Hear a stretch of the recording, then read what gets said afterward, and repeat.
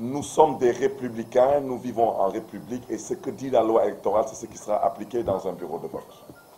Et ceux qui pensent qu'ils vont voter et qu'on les laissera voter dans les centres de vote avec des récépissés et des photocopies, je ne sais pas de quoi, ils se trompent lourdement. Ils ne voteront pas. Maintenant, si la police et la gendarmerie a la force pour changer le vote dans le bureau de vote, ça c'est à eux d'assumer la responsabilité. Libre à la presse de constater ce qui va se passer au Sénégal dimanche. Pour que vous compreniez comment va fonctionner cette fraude dimanche.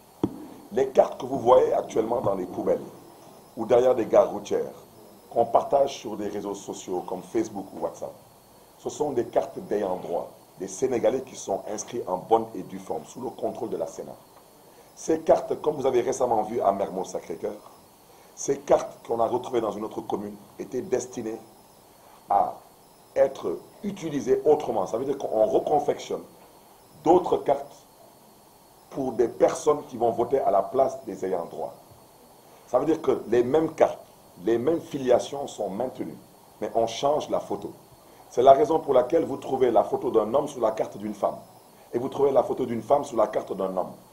Parce que le jour du scrutin, quand ces gens rentreront dans un bureau de vote pour voter, on ne peut pas leur empêcher de voter parce que leur nom figure sur la liste électorale. Mais les vrais ayants droit resteront chez eux parce qu'ils ne sont pas munis du document que permet la loi électorale qui doit vous permettre de pouvoir exercer ce droit de vote. Alors, apparemment, on vient de découvrir ce jeu, ils voient qu'ils sont plus ou moins bloqués dans cette situation, ils inventent autre chose. Restons sur le plan de la loi, sur la loi électorale. La loi électorale, si on doit la prendre et la mettre de côté, nous ne sommes plus dans un cadre électoral. C'est pourquoi, sans vouloir polémiquer avec vous, vous comprendrez aisément que on ne peut pas prétendre vouloir diriger ce pays et vouloir le brûler, ce n'est pas possible.